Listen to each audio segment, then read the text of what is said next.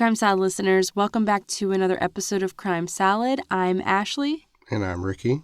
Before we jump in, we have two lovely patrons that we would love to shout out. We have Dawn and Liz.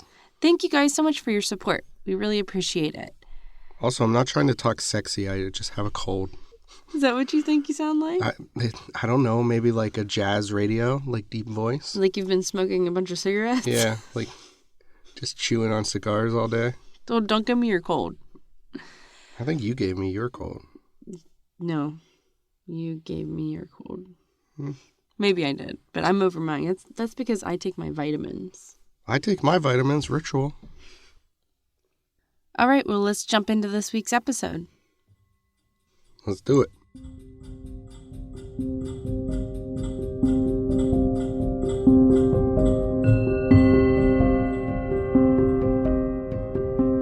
Tawny Baird was a natural-born leader with an engaging, bright smile. She was happy, funny, extroverted, and naturally the center of attention. She had many friends who were all drawn to her kindness and beauty and thought of her as a very loyal person. The person who would light up a room, that was Tawny. At just 17 years old, she had the world at her feet. She had amazing friends and a wonderful, loving, supporting family that would support her no matter what. However, after falling in love with a girl who became very possessive of Tawny, all of these wonderful things were taken from her when she was led to a senseless death circling around jealousy and rage. Before we get any further, we have to get to the night that changed her trajectory from a life filled with promise to a fateful day with death. So it all began with a day of fun with some older friends. And as we said, Tawny was like a flame that attracted others with her eternal light. She had an ethereal singing voice and plans to study music. Her ultimate dreams would land her in California as an actress and musician. Those plans were shattered when Tawny and her friends were pulled over by the Utah State Police. The police officer smelled the pungent odor of marijuana, which led to a search of their car. When drugs and drug paraphernalia were found, Tawny didn't hesitate to take full responsibility. She immediately told police everything belonged to her. She knew that her friends would go to prison for possession of drugs since they were all legal adults. Tawny believed the consequences for her would be inconsequential since she was a minor. But she couldn't have been more wrong. That one unselfish act would change everything for Tawny. In the conservative state of Utah, Tawny was charged as a minor with a Class B misdemeanor possession of a controlled substance. Tawny was immediately placed into foster care with her aunt, and her family hired an attorney who advocated very hard on Tawny's behalf. Despite their push for outpatient treatment and community service, the prosecutor wouldn't agree to anything less than 90 days of inpatient care. Except it was less of an inpatient rehab environment and more of a juvenile detention center. So once Tawny arrived at the Salt Lake Valley Detention Center, she was terrified. Most of the other residents that were there for hardcore drugs like heroin. Some were members of gangs or had robbed or injured people. Many were repeated offenders. And Tawny was there for possession of marijuana. When Tawny's mother, Dana Gunn, would visit her daughter, she was very worried about Tawny's state of mind. Tawny would cry and beg to her mom to get her out of that place. And then, a few weeks into Dana's visits, something had drastically changed. Tawny was no longer terrified and miserable. She had made a friend. Actually, she had made more than a friend. Tawny, who had always dated boys in the past, came out to her mother during their visit. She had told her mom that she was gay and that she was in love with a girl named Victoria Mendoza. Dana was so relieved that her daughter was happy and had a friend to look out for her. Victoria, or Vicky as she was known by friends, was immediately taken by the blonde-haired and blue-eyed Tawny. It was a visceral mutual attraction, and the two were inseparable. However, they couldn't have been more opposite in personality or background. Tawny came from a middle-class suburban family in the city of Holiday, right outside of Salt Lake City. Her parents had divorced young, yet they remained a close-knit family unit. In stark contrast, Victoria grew up in poverty in an environment of drugs and gangs. From an early age, Victoria had a history of violent and criminal behavior. So while Tawny had family and friends supporting her, Vicky had no one but Tawny. At just 10 years old, Vicky's father committed suicide, leaving her to be raised by her single mother. This is when Vicky began acting out. She wouldn't attend school, began her lifelong fixation with carrying a knife, and fought anyone with the slightest provocation. When Vicky became a teenager, she began her pattern of going in and out of the juvenile detention center. As a teenager, she had over a dozen bench warrants and contempt of court charges filed against her for non-compliance of her terms of probation. To add to the tragedy of Vicky's life, her mother was very sick. In fact, it was while they were both in the detention center that Vicky learned her mother had breast cancer with a grim prognosis. This further solidified the emotional bond between the two.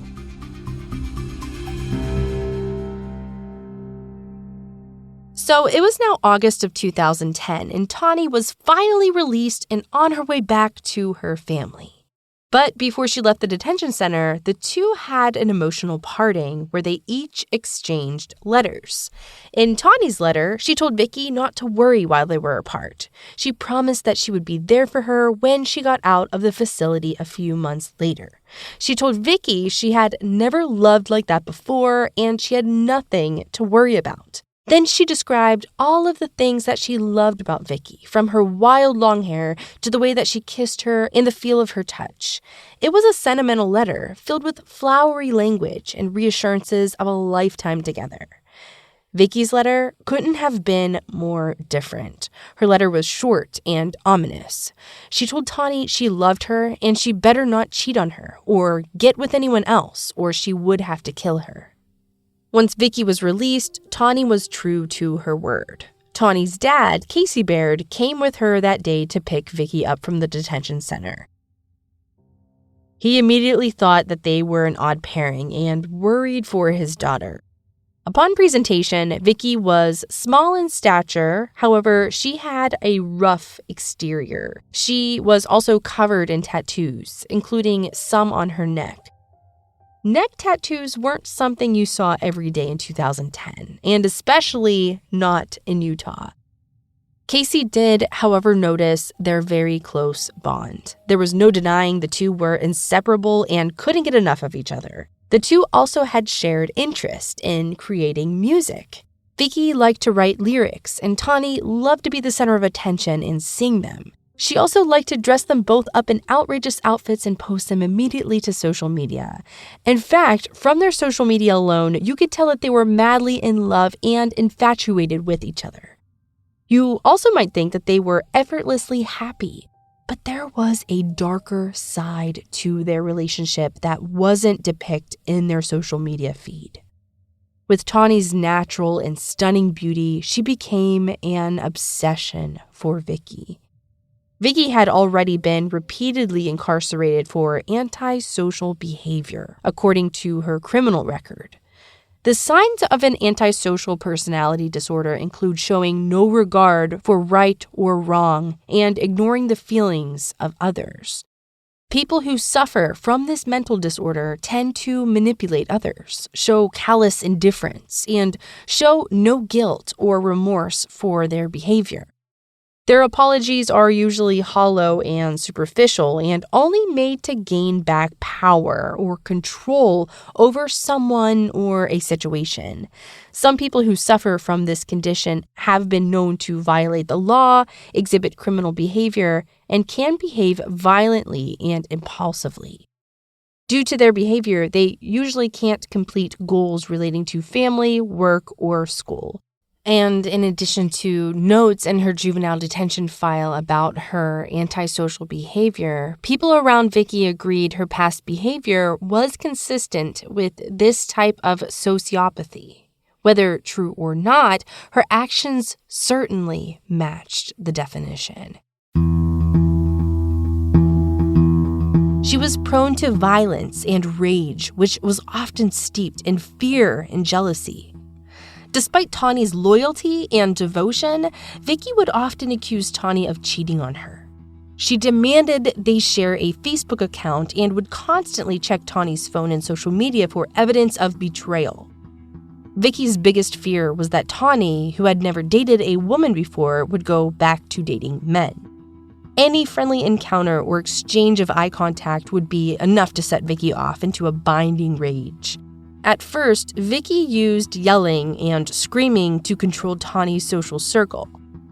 When that wasn't enough, she began physically assaulting Tawny. Now, it was just 2 years into their relationship, and Vicky's mother had died of cancer, and she truly had no one in the world on her side. That is when Tawny's mom allowed her to move in with them and made her a part of the family. Later, Tawny's mother would say that she began to think of Vicky as another daughter, and Vicky even began calling her mom. At first, things went well, and the entire family rallied around Vicky and her success. Quickly, the two began bickering to the point of changing the atmosphere in the house. Dana believed that Vicky was obsessed with her daughter and thought that they spent too much time together. Tawny began taking classes at Salt Lake City College and got a job as an assistant accountant. Dana thought if Vicky got a job, it would lessen the fighting between the two of them and give Vicky something else to focus on. Even Tawny's grandmother wanted to help the couple succeed. She even paid to have some of Vicky's tattoos removed to increase her chances at employment. Eventually, Dana was able to get Vicky a job as a security guard and even bought a uniform for her. Yet the fighting never ended, and it was often over Tawny's dating history prior to meeting Victoria. Victoria was fixated with any boys that Tawny may have dated or maybe had a sexual relationship with.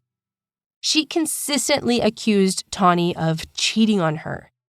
These accusations would lead to physical altercations where Vicky would physically attack Tawny, slapping, pushing, and kicking her until she gave Vicky the answers she demanded.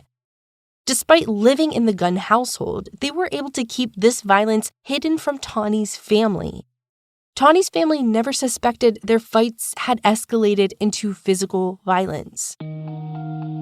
Eventually, their mutual toxicity was getting harder and harder to hide from Dana Gunn. That is until one violent fight that led to Vicky punching Tawny in the mouth. Tawny received an innocent text from a male friend, and Vicky immediately demanded to see the phone. Well, all of a sudden, she began punching Tawny in the face and mouth, knocking out her front tooth. Dana immediately knew what had happened and threatened to call the police on Victoria. Tawny begged her not to do this because it would then mean that Victoria would be charged as an adult, and with her record, it would also likely mean prison time. Tawny continually put Vicky's well-being above her own. Their toxic codependency was becoming dangerous. Against her better judgment, Dana agreed not to call the police. Tawny repeatedly had to lie to protect Vicky, and the two explained the missing tooth with a long and detailed story about getting jumped by a gang in Ogden. Many friends, knowing their history, rightfully guessed that Vicky was responsible. Dana thought it was time for the relationship to end for good. However, Tawny couldn't be convinced to leave. Not even after losing a tooth to Vicky's explosive rage. Tawny couldn't admit even to herself that Vicky was becoming exceedingly dangerous.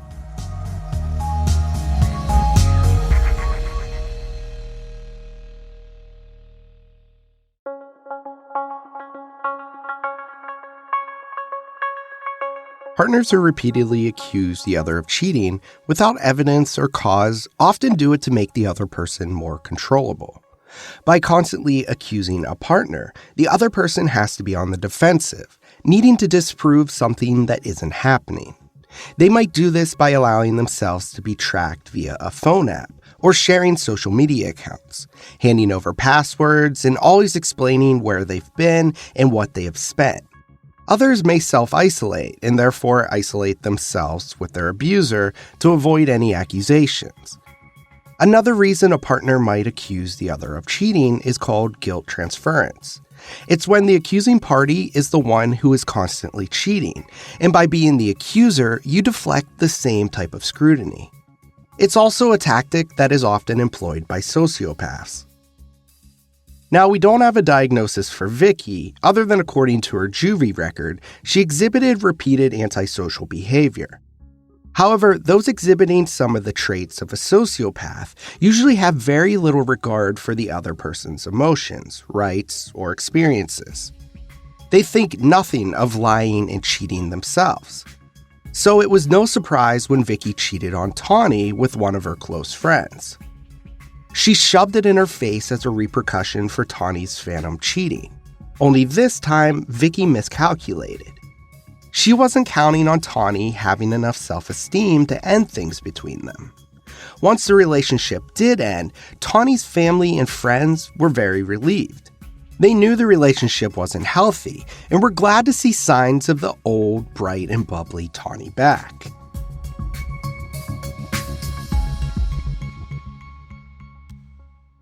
She was no longer isolating and now spending time with her family and friends again. But Vicky wasn't done with her.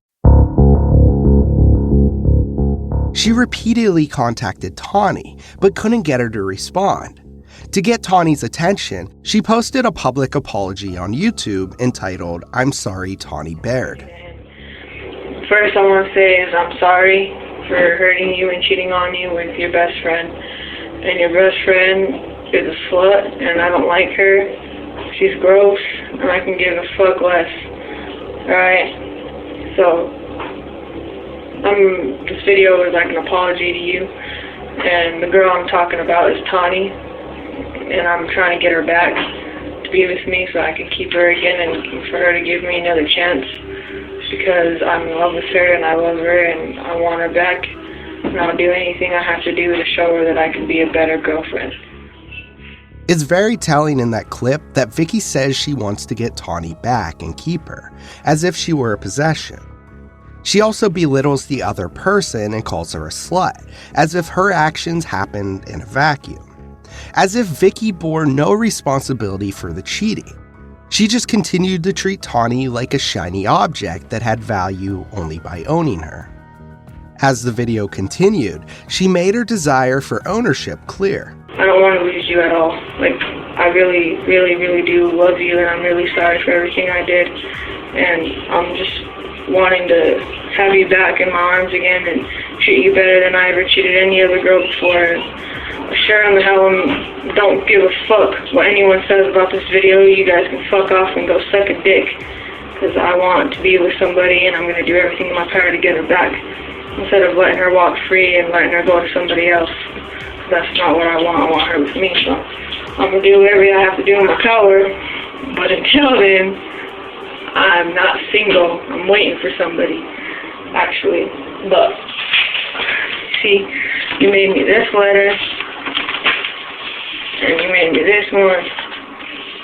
See, look. All of our pictures because we love each other. And you didn't make that for nothing just because you were bored. You made it for a reason. And I want you back a lot, and I miss you a lot. And I just want to ask you if you'll be my girlfriend again. And I love you so much. And you tell me you love me more than the stars times 93. Well, I love you more than the planets and the stars. Around the world, around Mars, around Pluto, back to Mars, back to the Earth, back to the moon, times 195. I love you. So if you'll please be my girlfriend, I'll be really happy. Okay? The sole purpose of the public apology was to manipulate Tawny into taking her back. It wasn't because she felt responsible or she was even sorry. She smiled and smirked throughout the video, never showing any real emotion or regret for her actions. She only regretted losing power and control over Tawny. She didn't appear to see Tawny as a person entitled to love and respect, rather than a thing she wanted back in her possession. Once Tawny became aware of the video, she saw it as a grand romantic gesture. To the shock of her family and friends, she took Victoria back. Of course, Victoria didn't keep any of her promises. She flew into uncontrollable rages over unsubstantiated accusations of infidelity. Casey Baird would later state in an interview given to KSL News that he sensed a malignant jealousy and underlying insecurity in Vicky very early on. By contrast, his daughter remained confident, outgoing, and affectionate with friends and family, something that bothered Vicky from day one. It was also a trait she tried to bully and intimidate out of Tawny. According to Casey, men were always a looming and significant threat to Vicky. She was convinced that Tawny would go back to dating men. If a man so much as smiled at Tawny or made eye contact, it would set her off into a jealous rage that would immediately end the night. It got to the point where some friends no longer wanted to hang out with Tawny if that meant they had to include Vicky. One of Vicky's biggest insecurities surrounded Tawny's phone. Every call, text message, or DM would set her off into a spiral of degrading accusations. One friend she couldn't intimidate was Lacey Black. Lacey chose to ignore Vicky's short fuse and continued to be a friend to Tawny even through some of Vicky's most outrageous and embarrassing behavior. Until one night when Tawny, in a vulnerable moment, confessed to Lacey she believed that Vicky was going to kill her. Tawny was beginning to see she needed to leave the relationship, but she didn't see a way out. She also confessed to a family member she believed Vicky would kill her if she ever tried to leave. Tawny began trying to separate herself from Vicky, but when she did, it meant bruises and threats of death. So Tawny stayed in her abusive relationship in order to save her life, never knowing that was always how her relationship was going to end. On October 17, 2014, Lacey Black invited Tawny and Vicky to a party near Vicky's hometown of Agnon, Utah. Once they arrived, Tawny blossomed back into her outgoing self. She was catching up with old friends, laughing and smiling, drawing a crowd as she usually did. Vicky immediately began getting angry and feeling neglected. She didn't like that Tawny was giving anyone else attention. In the past, Tawny would avoid behaving in a way that would make Vicky angry, but that night was different. That night, she didn't care what made Vicky angry. She was continuing to exhibit confidence and independence, which was something that threatened Vicky. She was so angry by Tawny's lack of social submission, she locked herself in the bathroom. Of course, she expected Tawny to come to her immediately and apologize for talking to other people. Vicky waited and waited, but Tawny never came. She was no longer participating or following the usual toxic script. Vicky's manipulation tactics weren't working anymore. In a rage, Vicky grabbed Lacey and Tawny and demanded they leave. Neither of them wanted to leave. However, to avoid a bigger scene, they followed Vicky to the car. Vicky sat in an uncontrollable and furious silence until they dropped Lacey off at her house. What happened after that is only truly known to Vicky. However, she would call her friends and confess to having killed Tawny after a violent argument regarding another man. That friend, Aaron Murphy, recorded the phone call with Victoria and then called the police to report the murder.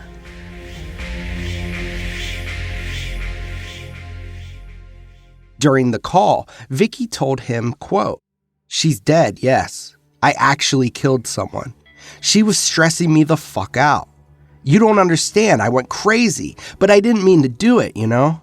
And then I realized after that I killed someone. Oh my gosh, guys, I'm so scared. You have no idea how scared I am."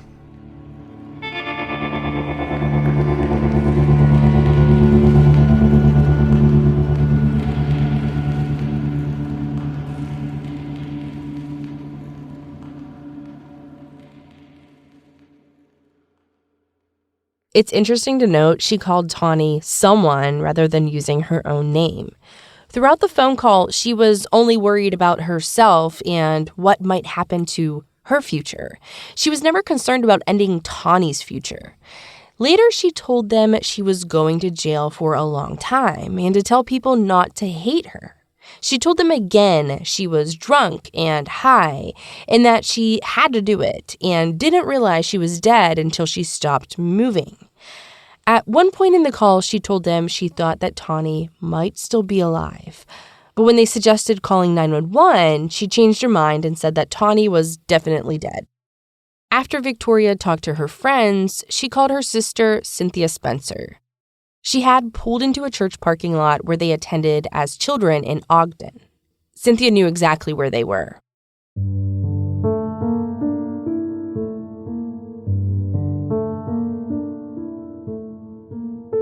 Upon arrival, Cynthia called 911. When police arrived, they found Victoria calmly sitting in the driver's seat, covered in blood. They asked if she was hurt, and she said that she was fine. In the passenger seat sat Tawny's lifeless body. It was a horrific and gruesome scene. Tawny was immediately pronounced dead. Now, once police arrived, Vicky had a much different story to tell. She told them that she was driving when Tawny all of a sudden slapped her across the face and began attacking her. To avoid an accident, she had pulled out her knife and stabbed Tawny in self-defense. The only problem with that story is that most of Tawny's injuries were to the right side of her body. Vicky couldn't reach that side of Tawny's face had she been driving when the attack began. To add further doubt to the story was the fact that Tawny was driving when they dropped off Lacey Black. That is when Vicky jumped into the passenger seat. It's more likely they got into a fight while Tawny was driving. Tawny pulled over, and that is when the frenzied attack began. In all, Tawny had been stabbed 46 times. It was clear that Vicky was in an uncontrollable rage. Tawny had many defense injuries to her hands and forearms. There were injuries to her face, head, neck, chest, and ear. A majority of the stab wounds were to Tawny's face. Vicky was trying to erase and obliterate Tawny's beauty, which was the source of her unending jealousy and insecurity. She wanted to make sure that if she couldn't have Tawny anymore, she didn't want anyone else to ever want her again either. To add to this senseless tragedy, none of Tawny's injuries were fatal. In fact, Tawny slowly died from shock and blood loss. If Vicky had called 911 right away instead of driving to a church parking lot in Ogden and making several phone calls, it's likely Tawny would have survived. But Vicky's concerns were never for Tawny. They were always for herself. At Vicky's preliminary hearing, she pled not guilty and was sticking with her self-defense story. Even in court, she couldn't control her outburst and threatened to kill herself to make everyone else happy. She screamed that the Baird family was threatening her, making her feel bad, and were all against her, as if she was still expecting them to be on her side and still treating her like a second daughter. She told the judge that since Tawny's family helped to cover up the front tooth incident, that they were complicit in their own daughter's death. Eventually, after seeing the totality of evidence against her and on the advice of her counsel, she chose to plead guilty. However, she was extremely upset at the unkind words spoken at her sentencing hearing by Tawny's family.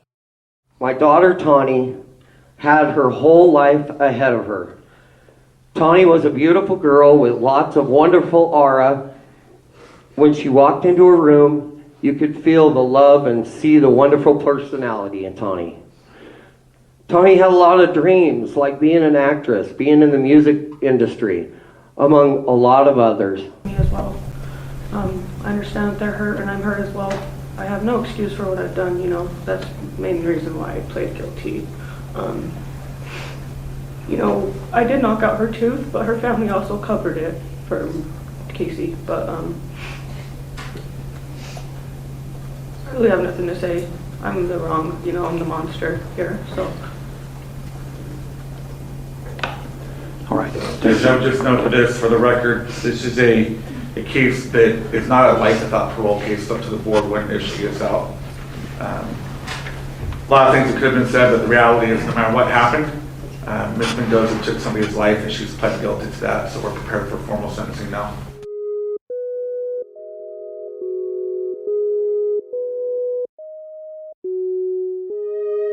During the victim impact statements, Victoria was outraged that Tawny's family were allowed to say such mean things to her.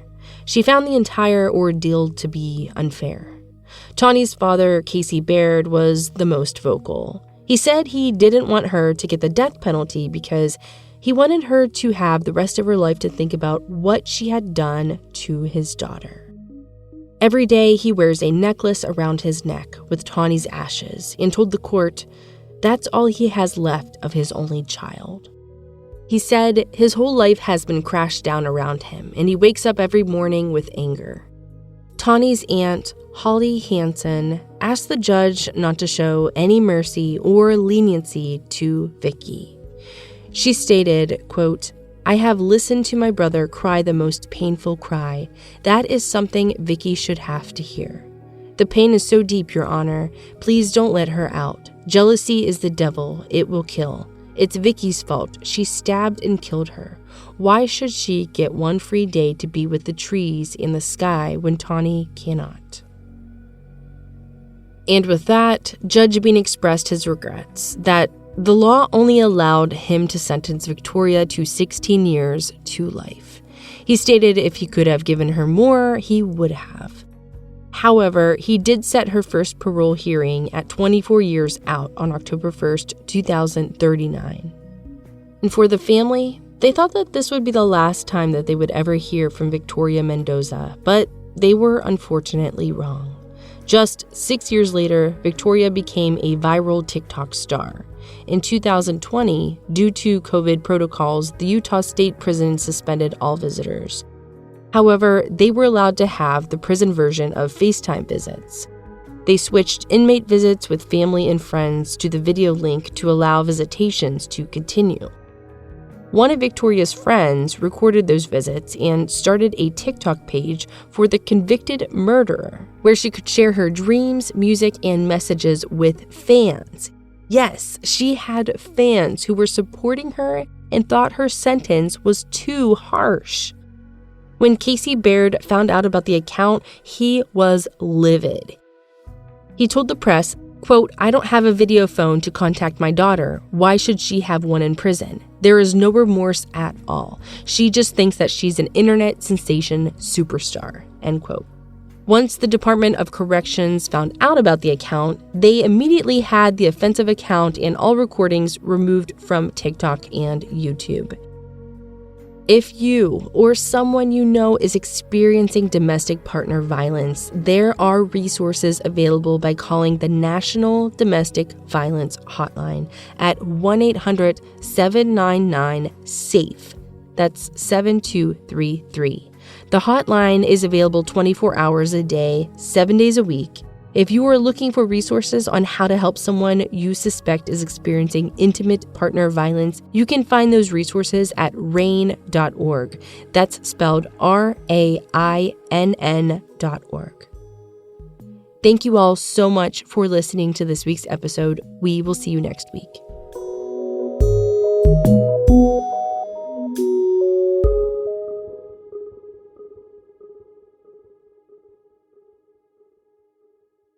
Crime Salad is a Weird Salad production. Are you kidding me? That was perfect.